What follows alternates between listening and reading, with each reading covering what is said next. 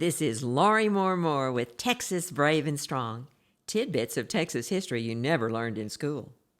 Today's topic, there's something nutty in Texas. The old man sat with his nutcracker systematically working the lever, cracking and shelling pecans.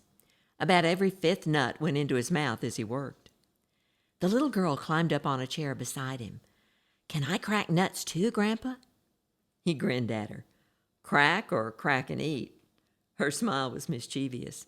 "Both." "Well, they are mighty good eatin'. I'll tell you what. Since we only have one nutcracker, I'll crack and you can help me eat." He set another nut in the cracker, pulled the lever, separated the shell from the nut inside, and handed it to her. "These are good Pawnee pecans. They're big and have a nice buttery flavor." "Pawnee? That's the name of a Native American tribe, right?" "Yep. Almost 70 years ago, a fellow named H.L. Crane suggested naming the different kinds of pecans after the native tribes in pecan-growing territory. So we've got Comanche, Cherokee, Choctaw, and a bunch more pecan varieties, each a little bit different. The name pecan is an Algonquin word that translates, well, more or less, to a nut requiring a stone to crack its shell. We call the original Texas pecan the native variety. Pecan's been growing in Texas a long time. Back in the 1500s, Spanish explorer Cabeza de Vaca wrote that the native people he met ate pecans. But pecans go back even further than that. Fossilized pecans found along the Rio Grande River are estimated to be 65 million years old. He handed her another nut and popped one in his mouth. There are wild pecan trees and planted pecan orchards across most of Texas, especially in the hill country. Some of the wild trees are 200 years old. Did you know pecan trees can grow to 120 feet tall and measure 4 feet across? Wow, that's a humongous tree. You'd need a tall ladder to pick the nuts. Well, nowadays picking is mechanical.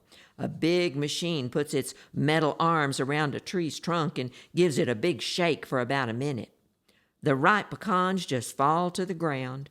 Some growers catch them on special sheets. Others sweep them up with mechanical sweepers. "We have lots of pecan trees around here." She pulled a shelled nut from the growing pile. "There are even 2 in our front yard. But the squirrels beat us to most of the pecans." "Yep, little rascals. We're mighty lucky to live in the Texas hill country, especially in San Saba." "Because there's so many pecan trees?" "That's part of it. San Saba is known as the pecan capital of the world, and San Saba is the home of the mother pecan tree." "Pecan trees have a mother?" "Well, the folks at Texas A&M University over in College Station tell the story of E.E. Risen. Risen was an Englishman who moved to Texas in about 1874 and spent his life growing pecan trees near where the Colorado and San Saba rivers meet. He gathered male pecan blossoms from pecan trees all over the area, then placed the pollen on the female blossoms of a special tree to create new varieties. His special tree gets the credit for creating many, many pecan varieties. That tree is the big mama of the pecan business. People liked his pecans. Customers from all over the world bought them. Queen Victoria and Alfred Lord Tennyson in Great Britain ordered his pecans. The Post Cereal Company was another customer. By 1904, Texas had really grown, and so many pecan trees had been cut down to make way for cotton crops or for use in building wagons, farm implements, and furniture that the number of pecan trees was getting thin. But in 1906, an interesting thing happened. Texas Governor Hogg and his daughter visited Hogg's law partner in Houston.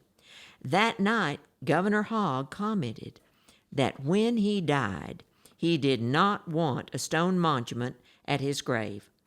Instead, he asked, "Let my children plant at the head of my grave a pecan tree, and at my feet an old walnut tree. And when these trees shall bear, let the pecans and walnuts be given out among the plain people. so that they may plant them and make Texas a land of trees.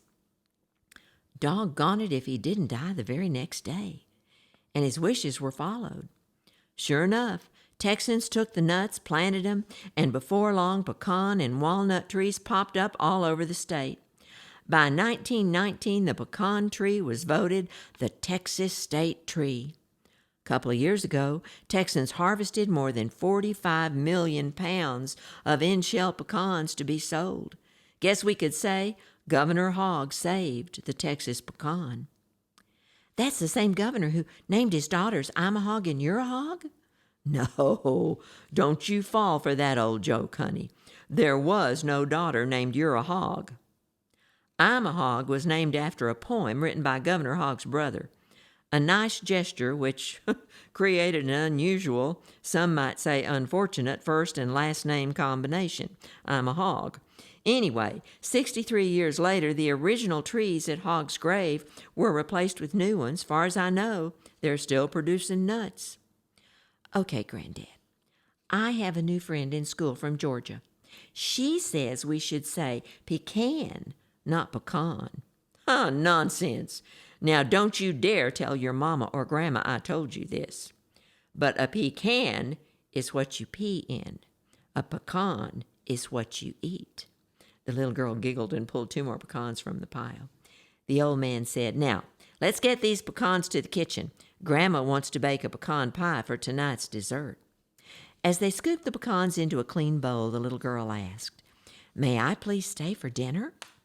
"Nothing your grandma and I'd like better, sweetheart. I'll call your mom." Just a note. If you're a pecan fan, remember to keep your Texas pecans in a sealed container in the refrigerator or for up to 2 years in the freezer. You can pull them out of the freezer for immediate use. My favorite way to eat them? Toast them gently in a skillet with lots of butter. Stir constantly because they'll scorch fast. Salt them liberally and dry them on paper towels. Make a bunch because they will be consumed fast. And for your own sake, don't call them pecans. You might get run out of the state.